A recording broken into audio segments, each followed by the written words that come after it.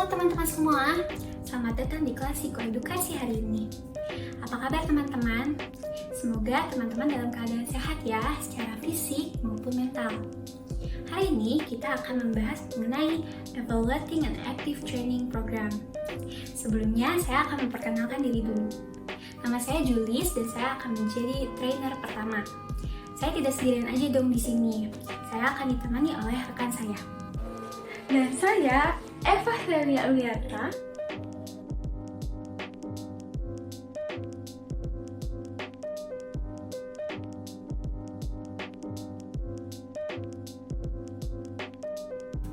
Sebelum melanjutkan aktivitas kita, ada beberapa peraturan yang harus teman-teman ketahui dan harus teman-teman ikuti. Yuk kita simak peraturannya. Rules yang pertama adalah teman-teman diminta untuk menyiapkan catatan dan alat tulis. Yang kedua, teman-teman diperbolehkan untuk menyiapkan air minum. Selanjutnya, teman-teman diminta untuk menyaksikan video dari awal sampai akhir ya, karena di akhir video nanti teman-teman diminta untuk mengisi kuis untuk mengetahui sejauh mana pemahaman teman-teman. Yang terakhir, teman-teman juga bisa membuka kembali materi minggu lalu ya, supaya teman-teman dapat mengaitkan materi hari ini dengan materi minggu lalu. Yuk, kita simak sama-sama materinya.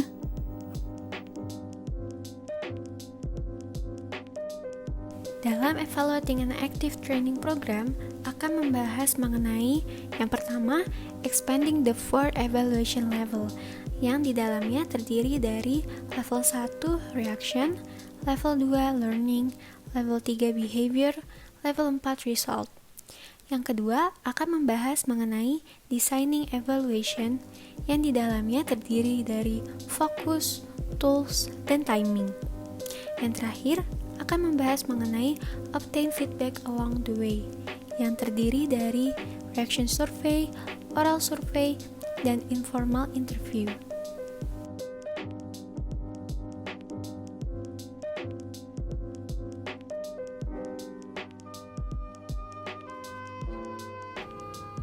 Evaluating an Active Training Program sering dilihat sebagai langkah terakhir. Padahal, dengan adanya evaluasi dapat memperbaiki program training yang teman-teman rancang melalui data dari para peserta. Ketika teman-teman telah mempelajari bagaimana peserta dipengaruhi oleh training, maka teman-teman memiliki kesempatan untuk menilai seberapa baik program yang telah dibuat dan modifikasi apa yang diperlukan agar menjadi lebih efektif. Oleh karena itu, evaluasi dimulai dari tahap desain. Tujuannya untuk mengarahkan peserta pada hasil yang lebih efektif dan diinginkan. Walaupun membutuhkan waktu, namun evaluasi sangatlah penting. Dalam Expanding the 4 Evaluation Level, terdapat 4 tingkat evaluasi program training yang dikemukakan oleh Dr. Donald Kirkpatrick, yaitu level pertama Reaction, level kedua Learning, level ketiga Behavior, level keempat Result.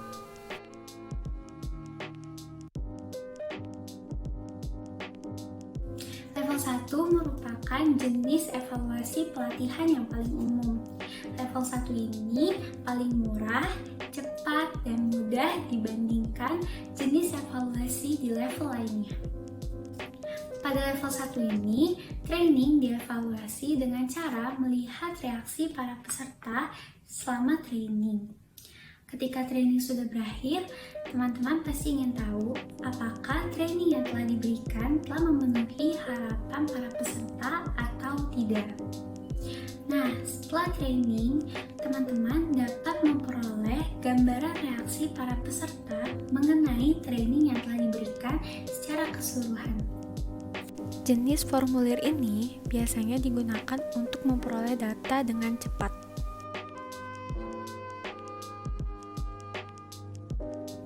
Teman-teman dapat memberikan formulir tersebut melalui email ketika sesi training sedang berlangsung atau ketika sesi training sudah berakhir. Namun, dari ide tersebut terdapat kelemahan.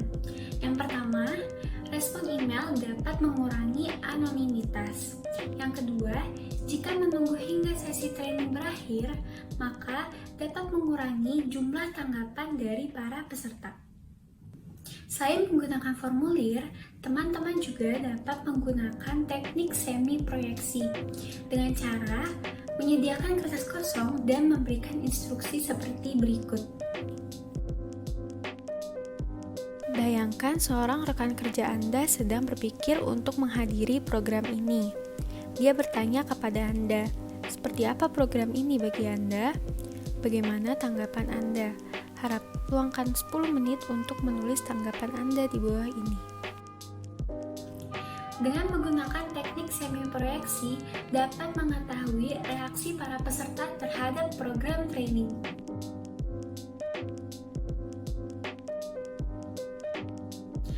Pada level 2 ini, teman-teman perlu mengetahui sikap, pengetahuan, dan keterampilan apa yang didapatkan para peserta dengan cara menggunakan tes.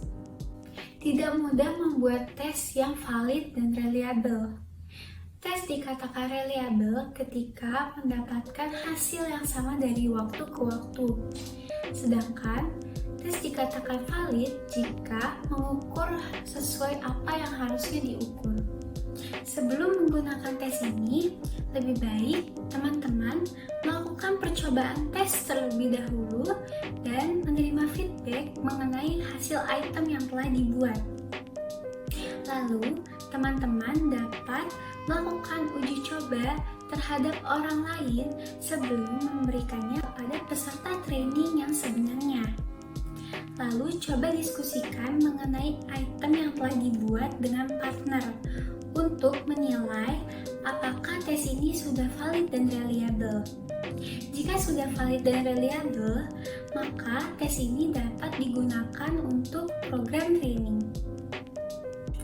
Untuk membuktikan apakah terjadinya proses pembelajaran pada peserta, teman-teman dapat menguji sikap, keterampilan, pengetahuan sebelum dimulainya training dan setelah training berakhir.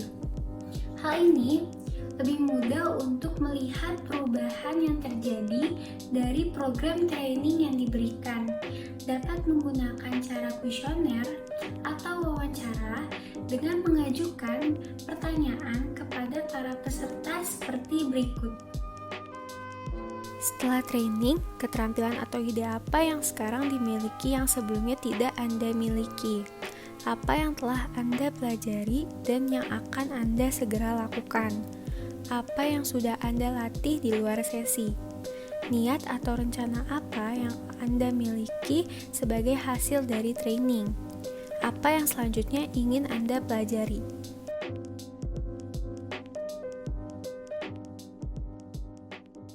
Teman-teman juga dapat memperoleh beberapa bukti bahwa telah terjadi proses pembelajaran dengan cara yang pertama, memberikan tugas yang relevan dengan pekerjaan di akhir training seperti basket exercise, games, case study, atau role play.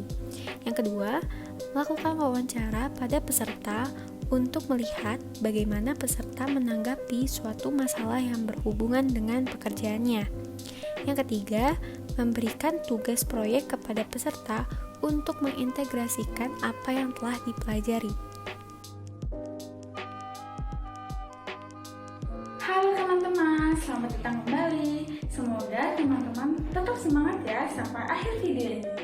Baik, sekarang kita akan melanjutkan materi kita selanjutnya, yaitu level 3 Behavior.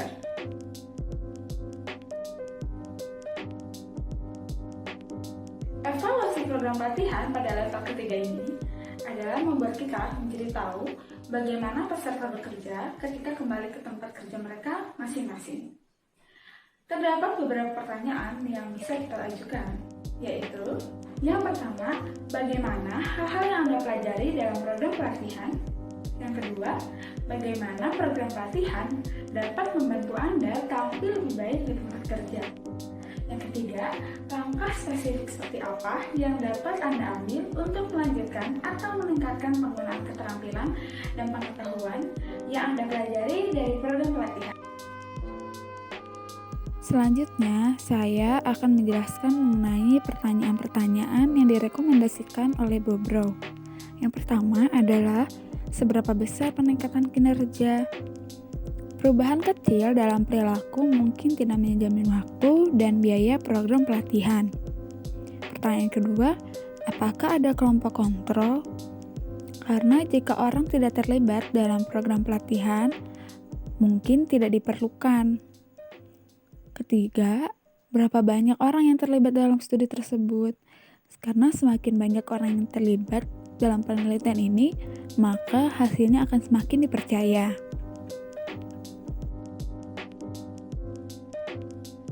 Kita dapat memperoleh data tersebut dari kelima cara ini. Yang pertama adalah self-report, yang artinya kita bertanya langsung kepada peserta apa yang dia alami dan apa yang dia rasakan setelah training. Yang kedua adalah on-site observation, yang artinya kita datang ke tempat kerja peserta dan mengamati bagaimana kinerja mereka. Kemudian, yang ketiga adalah penilaian kerja, yaitu yang dilakukan oleh supervisor. Jadi, kita dapat melihat berdasarkan penilaian kriteria karyawan tersebut. Selanjutnya adalah checklist, yaitu kita membaca checklist perilaku apa saja yang seharusnya sudah bisa dilakukan oleh peserta tersebut apabila peserta sudah bisa menunjukkan perilaku dari sejak saat training. Kemudian, apabila perilaku tersebut ada pada peserta, checklistlah bagian perilaku yang sudah ditentukan. Selanjutnya, yang terakhir adalah interview supervisor, yaitu kita bertanya kepada supervisor bagaimana kinerja peserta setelah mengikuti training. Terdapat tantangan pada evaluasi pada level 3 ini, yaitu adalah harus membuktikan bahwa perubahan perilaku peserta adalah hasil dari program pelatihan dan bukan hasil dari faktor lainnya. Hal ini sulit dibuktikan karena suatu perubahan yang terjadi pada diri seseorang itu berasal dari banyak faktor, bukan hanya karena training saja. Terdapat contoh pengukuran pada level 3. Yang pertama, proses measure. Misalnya, peserta mengikuti proses bisnis baru kembali bekerja. Yang kedua, productivity measure. Misalnya, kesalahan peserta berkurang. Yang ketiga, cost measure. Misalnya, peserta mengidentifikasi metode untuk mengurangi biaya. Yang keempat, revenue measure. Misalnya, peserta meningkatkan referensi mereka ke produk lain. Yang lima, safety measure. Misalnya, peserta mengikuti prosedur keselamatan.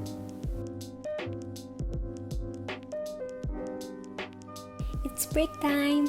Teman-teman diberi waktu 1 menit untuk minum, makan, stretching, ataupun ke toilet.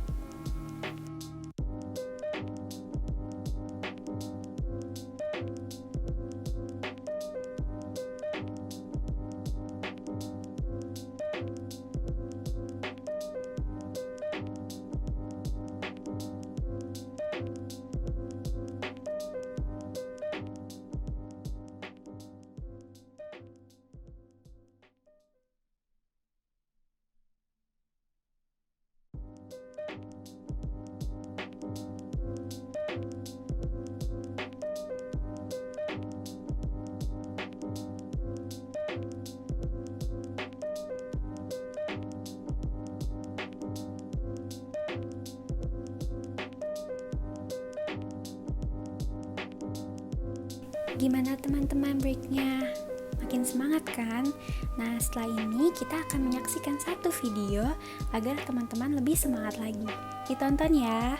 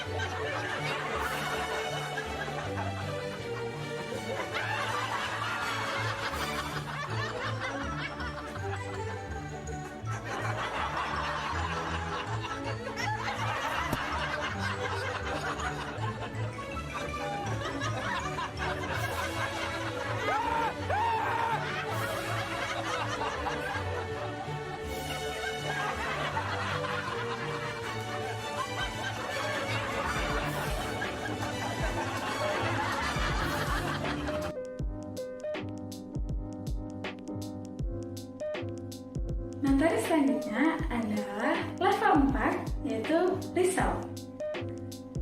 Pada level 4 ini berujung pada hasil yang diharapkan oleh pemangku kepentingan, yaitu seperti meningkatnya penghasilan perusahaan, penurunan kerugian, mencapai penghargaan tertentu, atau menurunnya komplain dari pelanggan. Kemudian pengurangan omset di departemen tertentu, peningkatan penjualan, atau penurunan ketidakhadiran. Selain menanyakan ekspektasi pemangku kepentingan, terdapat data yang sudah ada di organisasi, yaitu berikut beberapa contohnya. Adalah contoh data yang sudah ada di organisasi. Yang pertama, survei kepuasan karyawan. Yang kedua, skor moral organisasi dan tim. Yang ketiga, jumlah keluhan pelanggan. Yang keempat, kepatuhan versus pelanggaran. Selanjutnya, retensi karyawan, waktu yang hilang. Kemudian, pendapatan penjualan, biaya per perjualan, studi akurasi, peringkat keamanan, peringkat layanan pelanggan, alur kerja dan data efisiensi, konsistensi, kemudian penghargaan dari sumber luar, biaya operasional, dan cacat produk. Hal penting yang harus diingat adalah training tidak harus sepenuhnya bertanggung jawab atas hasil yang diperoleh oleh organisasi. Apabila hasil yang diharapkan tersebut semakin banyak yang tercapai, maka pembelajaran dari training terbukti tertransfer ke perilaku di tempat kerja, dan hal tersebut yang membuat hasil organisasi menjadi meningkat. Review expanding the 4 evaluation levels. Level pertama ada reaction, sikap belajar terhadap kesempatan pada training, seperti kepuasan dengan keterlibatan atau apa yang dipelajari. Level 2 ada learning, pengetahuan dan keterampilan yang dipelajari, seperti memiliki keterampilan baru untuk tugas-tugas di tempat kerja. Level 3 ada behavior, perubahan dalam pelaksanaan dan penerapan skills yang dipelajari dan dipraktekkan di tempat kerja. Level 4 result, hasil yang terukur menunjukkan dampak training terhadap organisasi.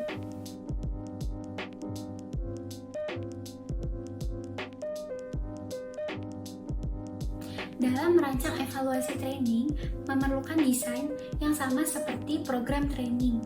Terdapat 3 keputusan utama yang perlu diperhatikan. Yang pertama, fokus. Fokus terhadap elemen apa yang sedang dievaluasi. Data yang dapat dikumpulkan yaitu reaksi peserta, pengetahuan, keterampilan, dan sikap peserta, on-the-job application, dan organizational results. Yang kedua, tools. Cara apa yang digunakan untuk mengumpulkan data evaluatif. Cara yang dapat digunakan yaitu kuesioner, observasi, tes, laporan, wawancara. Yang ketiga, timing. Kapan data dikumpulkan? Data yang dikumpulkan yaitu pra-pelatihan, selama pelatihan, akhir pelatihan, follow-up period. Evaluating an active training program bukan hanya mengenai hasil, namun mengenai proses. Mengapa proses evaluasi sangatlah penting? Karena tanpa adanya catatan mengenai apa yang terjadi selama program training, teman-teman tidak akan tahu apa yang perlu diubah dengan training tersebut. Teman-teman dapat mencatat peristiwa apa yang terjadi selama training. Contohnya seperti bagaimana peserta merespon atau ajak orang lain untuk menonton trainingnya, dan lakukan observasi terhadap training tersebut. Dengan itu, teman-teman akan menjadi aktif partisipan dalam program training.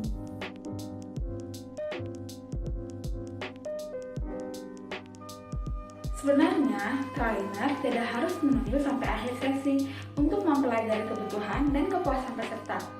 Trainer dapat merancang program pelatihan aktif untuk mendapatkan umpan balik dari data secara berkelanjutan, sehingga trainer dapat melakukan penyesuaian sebelum terlambat.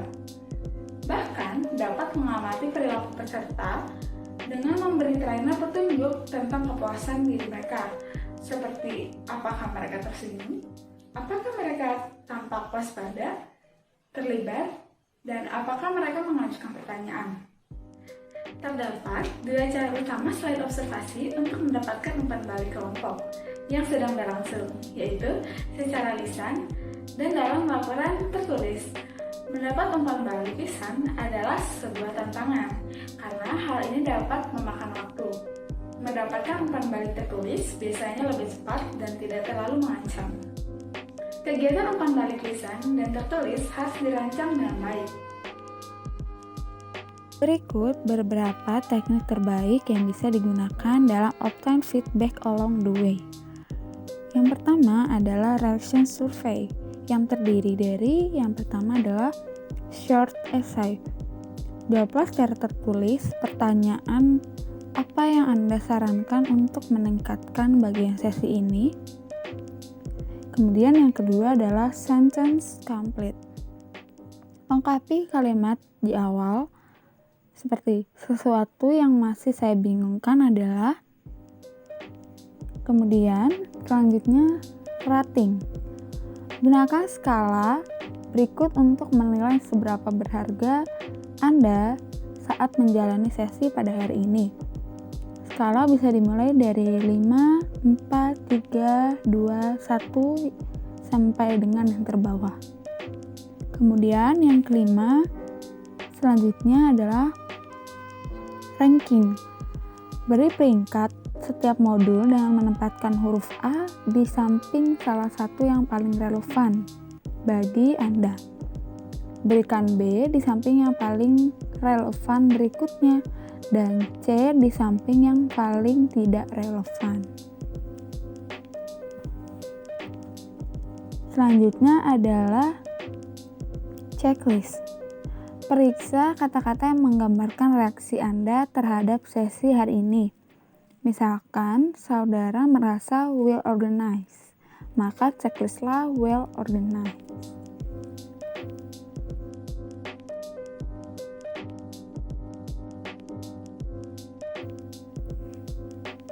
Selanjutnya adalah anonymous remarks. Tulis pertanyaan pada lembar flipchart kosong atau papan tulis dan meminta peserta untuk menanggapinya di flipchart, di papan tulis, atau di kartu indeks kosong selama istirahat. Berikut adalah beberapa pertanyaan yang dapat diajukan.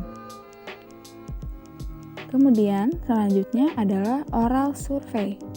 Reaksi survei dengan meminta peserta untuk membagikan umpan balik mereka tentang program dengan suara yang keras. Pertanyaan yang bagus untuk diajukan adalah sebagai berikut.